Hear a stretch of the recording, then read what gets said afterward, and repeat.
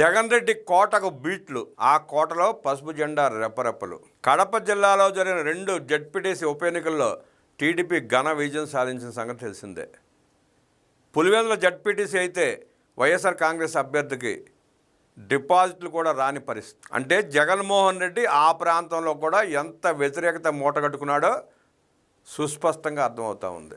జగన్మోహన్ రెడ్డి తీరుని, జగన్మోహన్ రెడ్డి దోపిడిని, జగన్మోహన్ రెడ్డి హత్యాకాండాలని, జగన్మోహన్ రెడ్డి వ్యవహార శైలిని పులివెందుల ప్రజలు ఎంత తీవ్రంగా వ్యతిరేకిస్తున్నారనేది జడ్పీటీసీ ఎన్నికల ద్వారా బహిర్గతమైంది. 4 దశాబ్దాలుగా అణచివేయబడ్డ ఆ ఓటర్లు నిష్పక్షపాతంగా వ్యవస్థను వ్యవహరిస్తే స్వేచ్ఛగా తమ ఓటు హక్కు వినియోగించుకుని ఎలాంటి బుద్ధి చెప్పారో చూసాం నిన్న ఎన్నికల్లో. జగన్ కోటపై పసుపు జెండా రెపరెపలాడింది.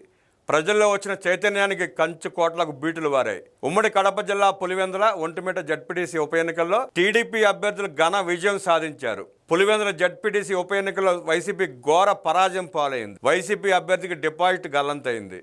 జగన్ రెడ్డి కంచుకోట లాంటి పులివెందులలో డిపాజిట్ కోల్పోవడం వైసీపీకి మానసికంగా పెద్ద దెబ్బ అనుకోవచ్చు. ఇక జగన్ రెడ్డికి పులివెందులలోనూ పునాదులు కదిలిపోయినట్లే వైసీపీ పీడ రాష్ట్రానికి వదిలిపోయేందుకు మంచి శకునంగానే ఈ ఫలితాలు భావించవచ్చు. అత్యంత ప్రతిష్టాత్మకంగా జరిగిన కడప జిల్లా పులివెందుల జడ్పీటీసీ ఉప ఎన్నికల్లో టీడీపీ విజయ దుందుబి మోగించింది.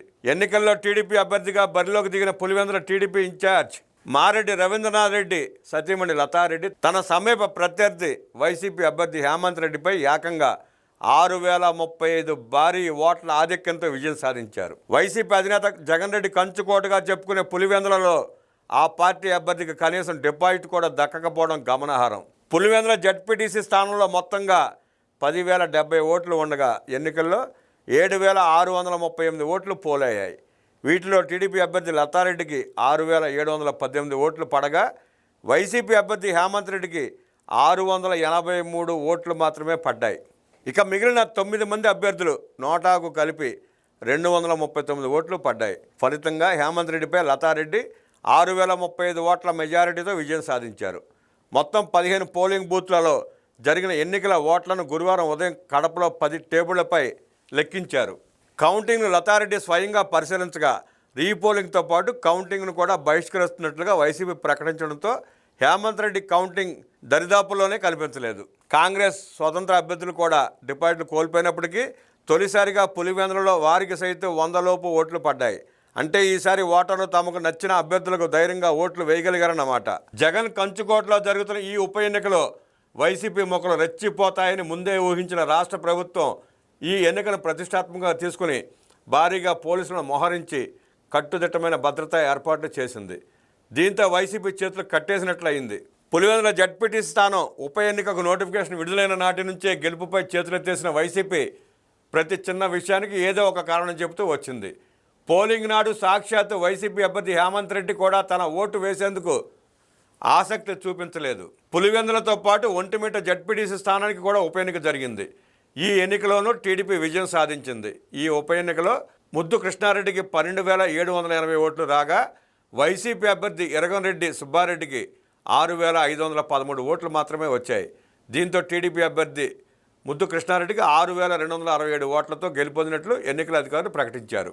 ఓటింగ్లో తాము అనుకున్నట్లుగా ఎప్పటిలా రిగ్గింగ్ చేసుకోలేకపోవడంతో జగన్ రెడ్డికి ముందుగానే ఫలితం అర్థమైంది. పెద్ద ఎత్తున డబ్బులు పంచినా ప్రయోజనం లేకపోయింది. ప్రజలు స్వేచ్ఛగా ఓట్లు వేస్తే తాము ఓడిపోతామని క్లారిటీకి రావడంతో రిగ్గింగ్ జరిగిందంటూ డ్రామాలు ప్రారంభించారు. ప్రశాంతంగా ఎన్నికలు జరిగితే దొంగ ఓట్లు వేశారని రచ్చ చేశారు. ప్రతి పోలింగ్ బూత్లోనూ వైసీపీ ఏజెంట్లు ఉన్నారు. అయినా తనకు జనం ఓటు వేశారన్న నమ్మకం లేకపోవడంతో రిగ్గింగ్ అంటూ జగన్ రంకెలు వేశాడు. 2 పోలింగ్ బూత్లలో రీపోలింగ్ జరిగితే బహిష్కరించాలని వైసీపీ పిలుపునిచ్చింది. కానీ దీనిని పట్టించుకోకుండా 60% మంది వచ్చి ఓట్లేశారు. ఈవీఎంలతో ఎన్నికలు జరిగినప్పుడు ఈవీఎంలను ట్యాంపర్ చేశారని ఆరోపించారు. ఇప్పుడు బ్యాలెట్ బాక్స్లతో ఎన్నికలు జరిగాయి కాబట్టి రిగ్గింగ్ అంటున్నారు. ఓటమికి ఓ కారణం మాత్రం అనేది ఈ ఫలితంతో స్పష్టమైంది. నీలం సాహాని జగన్ రెడ్డి హయాంలో చీఫ్ సెక్రటరీగా పనిచేశారు. జగన్ చెప్పినట్లుగా చేయడంతో చాలాసార్లు కోర్టు ధిక్కరణ హెచ్చరికలు అందుకున్నారు. జగన్ రెడ్డి కోసం అలా కష్టపడి పనిచేసినందుకు ఆమెకు రాష్ట్ర ఎన్నికల కమిషన్ పదవి ఇచ్చారు. ఆమె ఇప్పుడు ఎన్నికలను వాయిదా వేయలేదని, గతంలో నిమ్మగడ్డ రమేష్ కుమార్ వాయిదా వేశారని జగన్ ప్రెస్ మీట్లో చెప్పుకొచ్చాడు. అంటే ఆమెపై ఎన్నికలను వాయిదా వేయాలని ఒత్తిడి తెచ్చారు. కానీ వర్కౌట్ అవ్వలేదని జగన్ మాటలను బట్టే అర్థమవుతోంది. 3 దశాబ్దాల తర్వాత పులివెందులలో ఏకగ్రీవాలకు ఫుల్ స్టాప్ పడింది. ఇన్నేళ్ల ప్రజాస్వామ్య సంఖ్యలకు ఓటింగ్తో స్వేచ్ఛ వచ్చింది. బ్యాలెట్ పద్ధతిలో జరిగిన ఓటింగ్లో ప్రజలు తమ ఓటుతో పాటు మనోభావాలను ప్రతిబింబించేలా కొన్ని వ్యాఖ్యలు రాసిన స్లిప్పులు కూడా బ్యాలెట్ బాక్స్లో వేశారు. కౌంటింగ్లో ఈ స్లిప్పులు కూడా బయటపడ్డాయి. ఈ ఎన్నికల ద్వారా అక్కడి ప్రజల ఆవేదన, ఆకాంక్ష లోకానికి తెలిసొచ్చింది. 30 ఏళ్ల తర్వాత తాను ఈ స్థానిక సంస్థల ఎన్నికల్లో ఓటు వేసేందుకు పోలింగ్ బూత్కు వచ్చాను. ఈ అవకాశానికి అందరికీ దండాలు అంటూ బ్యాలెట్ బాక్స్లో ఓ చీటీ బయటపడింది. దీనితో ఇన్నాళ్లు వైఎస్ కుటుంబం ఏకగ్రీవ నిర్ణయాలతో పులివెందుల ప్రజలు ఎంతగా నలిగిపోయారనే విషయం రాష్ట్ర మొత్తానికి తెలిసొచ్చింది. మా వివేకాసారికి న్యాయం చేయండి సార్ అంటూ రాసిన ఒక చీటీ బయటకు వచ్చి సోషల్ మీడియాలో వైరల్ అవుతోంది. దీనితో వైఎస్ వివేక హత్య అక్కడి ప్రాంత ప్రజలను ఎంతలా కలిచివేసిందో, ఆ తర్వాత జరిగిన పరిణామాలు వారిలో ఎంతటి నిస్సహాయతను తెచ్చిపెట్టాయో అన్న ఆవేదన లోకానికి తెలిసింది. పులివెందుల ప్రజలు వైఎస్ కుటుంబానికి వ్యతిరేకంగా గొంతు ఎత్తడానికి కూడా సాహసించలేకపోతున్నారా? అందుకే చేతికి అందివచ్చిన ఈ అవకాశాన్ని వారికి అనుకూలంగా మలుచుకోవాలని ఆశపడ్డారా? అందులో భాగంగానే ఈ విన్నపాలు బ్యాలెట్ బాక్స్ ద్వారా అటు ప్రభుత్వానికి ఇటు రాష్ట్ర ప్రజలకు చెప్పదలుచుకున్నారా? ఇక ఎన్నికల్లో రిగ్గింగ్ జరిగిందని, నకిలీ ఓటర్లు వచ్చారని వైసీపీ అధినేత జగన్ ఆరోపిస్తున్నాడు. ఇదే నిజమై ఉంటే ఎవరైనా ఇలా చీటీల్లో రాసి బ్యాలెట్ బాక్స్లో వేస్తారా? తమ అభిప్రాయాలను కుండబద్దలు కొట్టినట్టు చెబుతారా అనే ప్రశ్న వస్తోంది. గెలుపునకు కారణాలు అందరూ చెప్పుకుంటారు, కానీ ఓటమికి నైతిక బాధ్యత తీసుకుని హుందాగా ఒప్పుకునేవారు మన రాజకీయాలలో చాలా తక్కువ మందే ఉంటారు. రాజకీయాలలో గెలుపోవటంలో సహజమని ఓటమిని అంగీకరించగలిగిన చంద్రబాబు నాయుడు లాంటి వారు ఆ ఓటమికి కారణాలు విశ్లేషించుకుని తప్పులు సరిదిద్దుకుని మళ్ళీ విజయం సాధిస్తుంటారు. కానీ ఓటమికి బాధ్యత వహించడానికి ఇష్టపడని జగన్ రెడ్డి వంటి నేతలు ఇతరులను నిందిస్తూ మళ్ళీ మనమే అంటూ అందరి కళ్లకు గంతలు కట్టేందుకు ప్రయత్నిస్తుంటారు. దానికి మళ్ళీ మూల్యం చెల్లిస్తూనే ఉంటారు.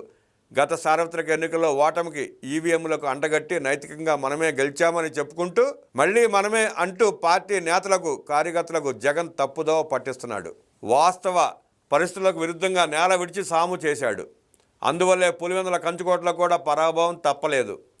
నాడు జగన్ ముఖ్యమంత్రిగా ఉన్నప్పుడు చంద్రబాబు నాయుడిని కుప్పంలో దెబ్బ కొట్టి నైతికంగా బలహీనపరచాలనుకున్నారు. వైనాట్ కుప్పం అంటూ టీడీపీ శ్రేణులను పదే రెచ్చగొట్టారు. దానికి టీడీపీ ఇచ్చిన రిటర్న్ గిఫ్ట్గా ఈ విజయాలను భావించవచ్చు. పులివెందుల జడ్పీటీసీ ఎన్నికల్లో వైసీపీ ఓటమిని ఆ పార్టీ నేతలు జీర్ణించుకోవడం చాలా కష్టమే. జగన్, అవినాష్ రెడ్డి అడ్డాలోనే వైసీపీ ఓడిపోవడంతో వారిద్దరి పరువు పోయింది. కానీ ఎప్పటిలాగే వైసీపీ ఎంపీ అవినాష్ రెడ్డి మళ్ళీ పాత పాటే పాడాడు. ఈ ఎన్నికలలో టీడీపీ అక్రమాలకు పాల్పడి గెలిచింది కనుక అది గెలిపే కాదన్నాడు. పులివెందుల ప్రజలెవరూ ఈ పోలింగ్ ప్రక్రియలో పాల్గొన్నప్పుడు వీటిని ఎన్నికలను ఎలా అంటారని ప్రశ్నించాడు. మనకి ఒకరోజు వస్తుంది, ఆ రోజు నిజమైన ఓట్లతోనే గెలిచి రాష్ట్రంలో మళ్ళీ అధికారంలోకి వద్దామని అవినాష్ రెడ్డి కార్యకర్తలకు ధైర్యం నూరిపోశాడు. శాసనసభ ఎన్నికల్లో వైసీపీ ఓడిపోయినప్పుడు జగన్ రెడ్డి కూడా ఇలాగే ఈవీఎంల కారణంగా ఓడిపోయామని తమ ఓటమి బాధ్యత నుంచి తప్పించుకున్నారు. ఇప్పుడు అవినాష్ రెడ్డి మాటలు కూడా ఇంచుమించు అలాగే ఉన్నాయి. పులివెందుల జడ్పీటీసీ ఎన్నికలలో బ్యాలెట్ పేపర్లతోనే నిర్వహించిన వైసీపీ ఓడిపోయింది.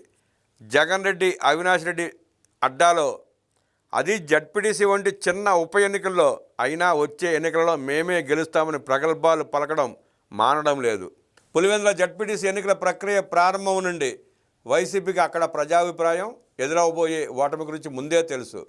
అప్పటి నుండి ఒక పద్ధతి ప్రకారం అబద్ధాలు మొదలుపెట్టింది. ఫలితాలు లెక్కింపునకు ముందే హడావుడిగా హైకోర్టులో పిటిషన్ వేశారు. బ్లూ మీడియాలలో స్క్రోలింగ్లు వేశారు. ఫలితాలు వెల్లడైన వెంటనే రీపోలింగ్పై వైసీపీ నేతల వేసిన లంచ్ మోషన్ పిటిషన్లను ఏపీ హైకోర్టు డిస్మిస్ చేసింది. పులివెందుల జడ్పీటీసీ పరిధిలోని 15 పోలింగ్ కేంద్రాలు, ఒంటిమిట్టలోని 30 పోలింగ్ కేంద్రాల్లో రీపోలింగ్ నిర్వహించాలని వైసీపీ పిటిషన్ దాఖలు చేసింది. దీనిపై విచారణ చేపట్టిన న్యాయస్థానం పిటిషన్ కొట్టివేస్తూ ఆదేశాలు జారీ చేసింది. రీపోలింగ్ అంశంపై ఈసీ నిర్ణయం తీసుకుంటుందని, ఈసీ నిర్ణయాల్లో తాము జోక్యం చేసుకోలేమని ధర్మాసనం స్పష్టం చేసింది. పులివెందుల ఫలితంపై వైసీపీ నాయకుడు అంబటి రాంబాబు ఓ నకిలీ వీడియోను సోషల్ మీడియాలో విడుదల చేసి అబాసు పాలయ్యాడు. ఆయన ఓ వీడియో పోస్ట్ చేస్తూ కోయ ప్రవీణ్కు అంకితం అంటూ